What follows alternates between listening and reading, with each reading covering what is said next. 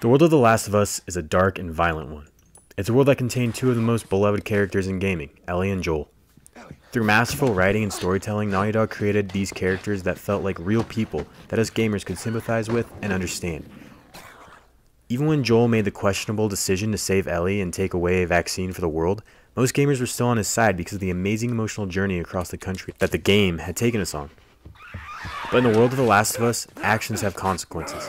And that's what part 2 is all about. To start this review, I want you to know that my playthrough of the game was on hard difficulty. Let's kick things off by talking about the gameplay. I was a huge fan of the original Last of Us and loved the stealth gameplay, even though I know not everyone felt the same way. In part 2, everything has been expanded upon and improved. The added verticality of level designs and increased movement abilities and dexterity of the characters with the jump and crawl mechanics are welcome additions that make the fighting feel much different than the first game.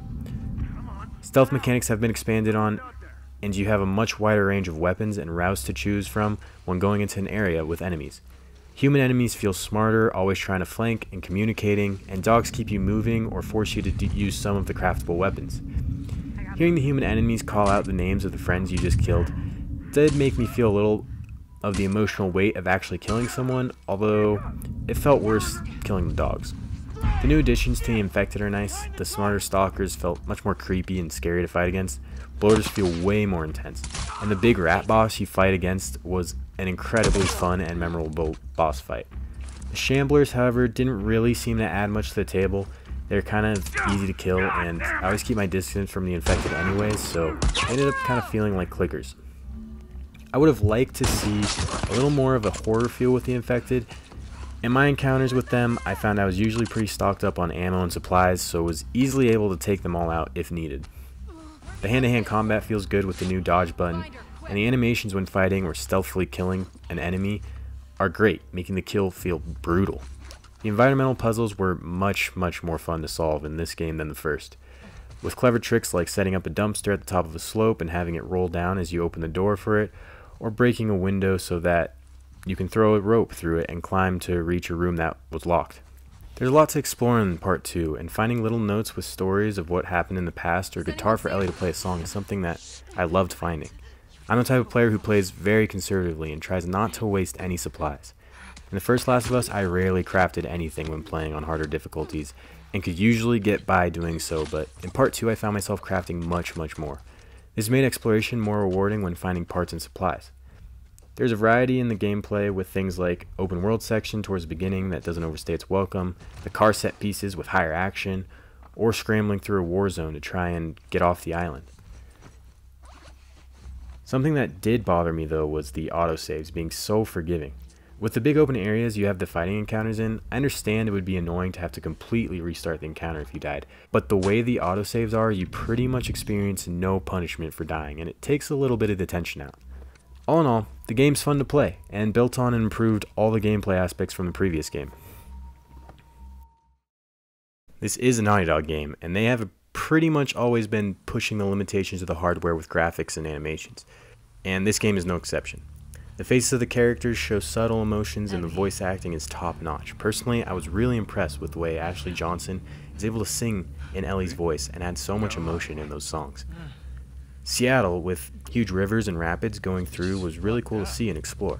The storms and fire look intimidating, and all the smaller details like the blood squirting from an enemy you just stabbed or light seeping through a window add up to deliver one of the best looking games of this generation.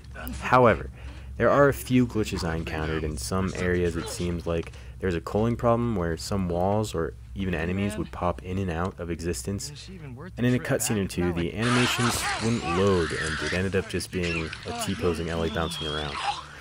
These were minor visual glitches that weren't frequent enough to end up dampening the experience.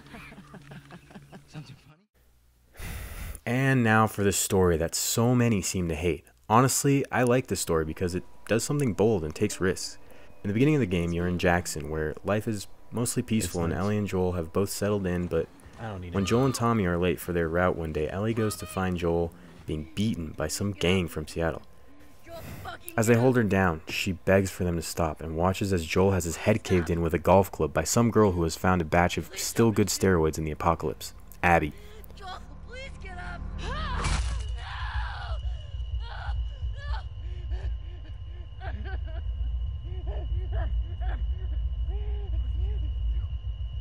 It's an extremely traumatic event for Ellie, so she needs to get her revenge by killing Abby. Ellie sets off on a journey to find Abby. She travels to Seattle and slowly finds clues of where Abby is, picking off Abby's friends and going to very violent and uncomfortable lengths to do so. At the beginning of this revenge journey, gamers are all for going to kill Abby, but as Ellie continues to be more and more reckless and more violent, some gamers might start to have second thoughts about if this is all worth it or not. And then the game does something pretty unique and rewinds time and has you play as Abby.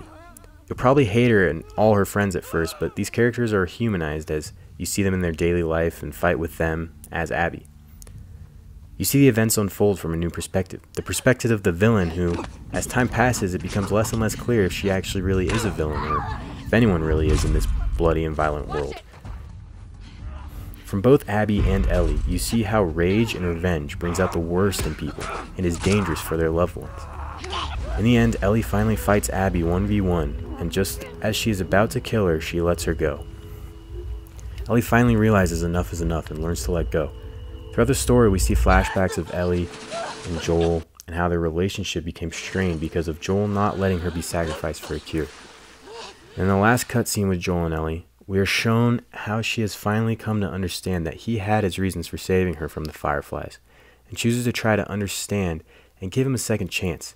It's a really touching scene, and she remembers it right before letting Abby go, showing how she might have realized that Abby had her reasons too. The story conveys the idea that things in the world of The Last of Us are not just black and white, good and evil, but instead everyone lives in this sort of gray area, and I think it shows this quite well. The story takes us on a roller coaster of emotion where you might hate characters at first but then start to feel for them and maybe even start to dislike what some of your most beloved characters are doing. I hated beating up Ellie playing as Abby, but I also didn't like beating up Abby as Ellie in the end. The flashbacks between Joel and Ellie were extremely nostalgic and felt like you were playing the original game, making Joel's death all the more heartbreaking. There are emotional beats throughout the whole story. I really came to appreciate the small ones, like when Ellie sings "Take on Me" to Dina. It's a story that did something unique and memorable, and one I think is worthy of being a successor of the story of the original Last of Us. That being said, it's not the perfect story. There are plot holes. Would Joel, the guy who drove past a family with kids in the first game, the guy who got suspicious when he saw old abandoned cars blocking the road, and then ran a guy over who looked like alone and injured, a guy who was paranoid enough to always be telling Ellie to keep her immunity a secret, would Joel really have helped Abby and then walked into a room full of unknown people and then given away his real name? Would Ellie and Dina really have holed up in a cabin for so long, smoked weed, and mashed pelvises while Joel and Tommy are likely in danger? I guess when you smoke the devil's cabbage, your father figure gets killed, so don't do it, kids. Anyways, my point is, the story is not perfect and has more plot holes than the first, but it's also bolder than the first, and I thoroughly enjoyed it. Just because a beloved character dies doesn't mean it's a bad story. I mean, look at Game of Thrones. Well, the good seasons at least. I think this game has such bad user reviews because of all the hype there was around YouTubers bashing the game when the leaks came out, and no one had even played it yet. There are some subtle SJW things that made me roll my eyes here and there, but nothing as bad as what people were saying when the leaks first came out. In conclusion, The Last of Us Part 2 is a great game. It has polished and enjoyable gameplay, beautiful and varied settings, presentation that feels next-gen, and a story that is heartbreaking but powerful. I'd waited 7 long years for this game to finally come, and I'm very satisfied with what it is. It was amazing to see Ellie and Joel again and experience an all-new adventure for the first time. It's a game that I won't soon forget and can't wait to play over and over again. I would have to give it a 10 out of 10. This is something that you should definitely play.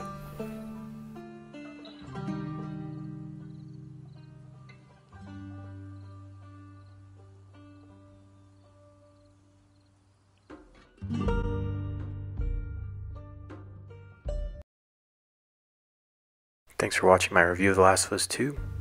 If you liked it, please be sure to leave a like and subscribe.